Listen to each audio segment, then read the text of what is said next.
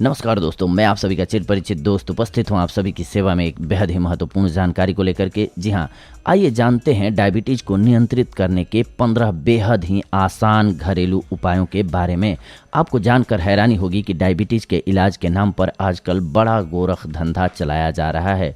कोई कहता है कि कलौंजी और काला जीरा 7 दिन में खाने से डायबिटीज ठीक हो जाती है। इसके अलावा कोई अपनी चमत्कारी दवाओं से डायबिटीज ठीक होने का दावा करता है। इतना ही नहीं, कुछ संस्थाएं तो यहाँ तक कहती हैं कि उनके द्वारा दी गई दवाएं लेने से बहुत से लोगों की डायबिटीज तो जड़ से ख़त्म हो ही गई है।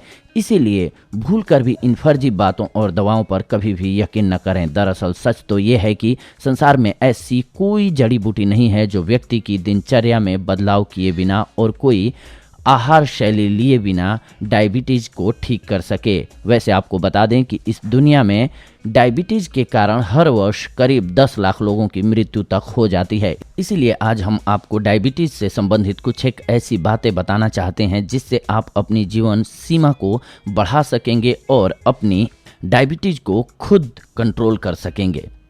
गौरतलब है कि एक स्वस्थ व्यक्ति की फास्टिंग शुगर खाने के कम से कम 8 घंटे बाद 100 mg होती है और वहीं खाने के 2 घंटे बाद की रक्त शुगर 140 mg के नीचे ही पाई जाती है। ऐसे में डायबिटीज़ तब मानी जाती है जब 2 अलग अलग दिनों पर शरीर में रक्त शुगर की मात्रा खाली पेट 126 से अधिक और भोजन के बाद इसकी मात्रा 200 से अधिक हो जाए। अब डायबिटीज होने की स्थिति में आप कई आधुनिक दवाइयों का इस्तेमाल करते हैं, जिनमें से एक इंसुलिन भी है। जी हाँ, दरअसल इंसुलिन और अन्य दवाइयों का उद्देश्य केवल आपके रक्त शर्करा को एक नियमित लक्ष्य तक कंट्रोल करने का ही हो सकता है। वैसे इंसुलिन के अलावा और कई आधुनिक दवाइयों के बुरे परिणाम भी किसी से छुपे नहीं हैं। इन्हीं की वजह से लीवर में कमजोरी और हृदय संबंधी कई रोग भी होते हैं। इसीलिए ऐसी आधुनिक दवाइयों से आप जितना दूर रहेंगे आपके स्वास्थ्य के लिए उतना ही अच्छा होगा। आपको बता दें कि इन दोनों स्रोतों के अलावा हमारे शरीर को प्रोटीन की भी आवश्यकता होती है, जो हमारी कोशिकाओं, हार्मोन्स और अन्य जैविक रसायनों के निर्माण में भी उपयोगी होता है। अगर साफ शब्दों में कहें तो प्रोटीन हमारे शरीर की मूलभूत रचना का कारक ही होता है। वैसे यदि आपको डायबिटीज हो तो आप आधुनिक दवाइयों की बजाय घरेलू नुस्खों और आहारों के जरिए भी अपनी डायबिटीज को कंट्रोल कर सकते हैं। इसीलिए आज हम आपको कुछ एक ऐसे आहारों के बारे में बताएंगे जो आपकी डायबिटीज को नियंत्रित करने में बहुत ही फायदेमंद सिद्ध होगी। सबसे पहले तेज पत्ता। वैसे तो आप कई व्यंजनों में इसका इस्तेमाल करते होंगे, पर हम आपको बता दें कि यह आपके रक्त शर्करा को नियंत्रित करने में भी सहायक होता है। जी हाँ, आप इसका चूर्ण बनाकर घर में रखें और हर रोज 3 बार नियमित रूप से 1 या 2 चम्मच लें। इससे आपकी डायबिटीज हमेशा नियंत्रण में रहेगी। दालचीनी। गौरतलब है कि दालचीनी भी डायबिटीज के मरीजों के लिए बहुत लाभकारी सिद्ध होती है। दरअसल ये कोशिकीय स्तर पर इंसुलिन का प्रतिरोध घटाकर इंसुलिन की संवेदनशीलता को बढ़ा देती है।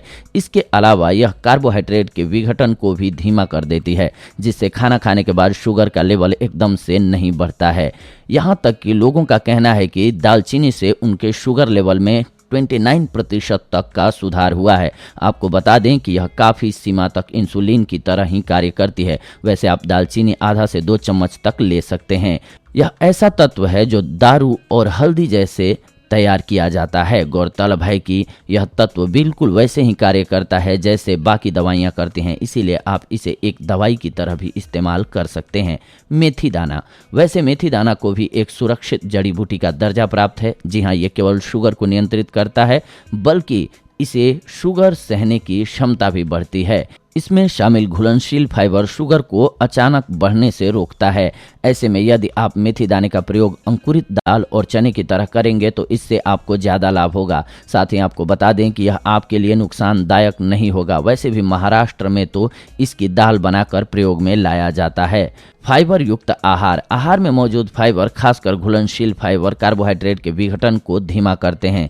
इसीलिए जितना हो सके उतना अपने आहार में इन फाइबर्स का इस्तेमाल करें। ऐसे में चोकर युक्त आटा, सभी प्रकार के सलाद, साथ ही फलों में पपीता, आड़ू, नाशपाती, खरबूजा इत्यादि का कम शुगर वाले फाइबर के उत्तम स्रोत होते हैं, इस्तेमाल करना चाहिए।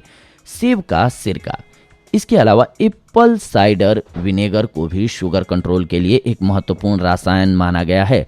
जी हाँ, यह इंसुलिन की संवेदना को तो बढ़ाता ही है पर साथ ही शुगर विघटन की शारीरिक प्रक्रियाओं में भी सहायक है। इसीलिए आप इसके 1 या 2 चम्मच आधा ग्लास पानी में मिलाकर ले सकते हैं। इसके अलावा सलाद में भी इसे डाल सकते हैं। साथ ही इस बात का ध्यान रखें कि कभी भी फिल्टर किया हुआ एप्पल साइडर विनेगर न लें, बल्कि हमेशा मदर के साथ ही लें। कच्चे और कसैले आहार। गौरतलब है कि स्वस्थ जीवन के लिए आयुर्वेद में सभी 6 रसों का सेवन अनिवार्य बताया गया है। ऐसे में कसैले फल और कड़वी सब्जियां भी शुगर कंट्रोल करने में बहुत उपयोगी होती हैं। इसीलिए यह जरूरी है कि कुछ फलों का सेवन आप छिलके के साथ ही करें। यह आपके लिए बहुत उपयोगी सिद्ध होगा। केटोजेनिक आहार।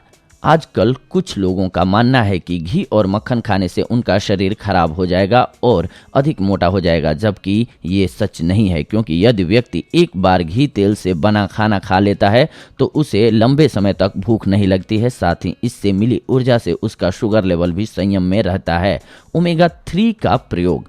गौरतलब है कि ओमेगा 3 आहारों में आप अखरोट का इस्तेमाल कर सकते हैं, जो कि शुगर के कंट्रोल में आपकी मदद करेगा।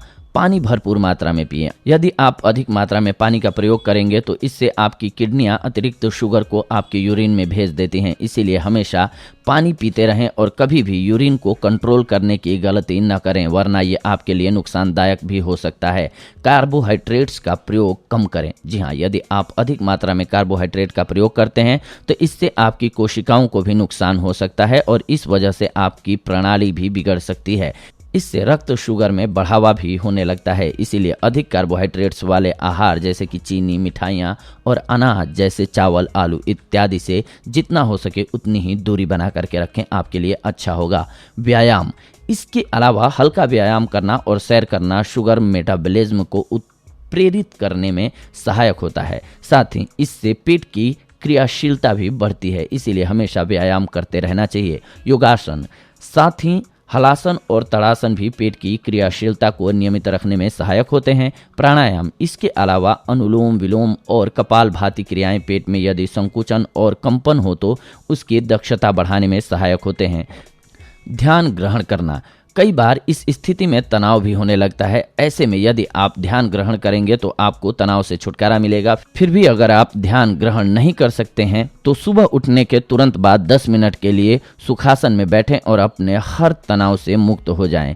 दरअसल कुछ समय तक मौन रहने से भी तनाव से छुटकारा मिलता है। इसीलिए ध्यान की स्थिति में बैठना आपके लिए बेहद फायदेमंद साबित हो सकता है। जी हाँ दोस्तों, इसमें जो भी हमने आपको जानकारी बताई हमारे वॉइस ओवर में, ये रिसर्च पर आधारित जानकारी थी। इसीलिए किसी भी नुस्खे को अपनाने से पहले अपने फैमिली डॉक्टर से सलाह जरूर ले लें, क्योंकि हो सकता है कि आपको कोई ऐसी बीमारी हो जिसमें कि ये औषधि फायदे की जगह आपको नुकसान करने लगे। अगर आप 100% स्वस्थ हैं और केवल जो हमने बीमारी बताई यानी कि शुगर, इससे पीड़ित हैं तो इनमें आप इन औषधियों का बिल्कुल बखूबी रूप से प्रयोग कर सकते हैं। आपके लिए ये फायदेमंद साबित होंगी। तो दोस्तों, ये थी आज की जानकारी आप सभी के लिए। अगले एपिसोड में आप सभी के साथ जुड़ते हैं एक और बेहद ही महत्वपूर्ण जानकारी को लेकर के। तब तक के लिए धन्यवाद। नमस्कार दोस्तों।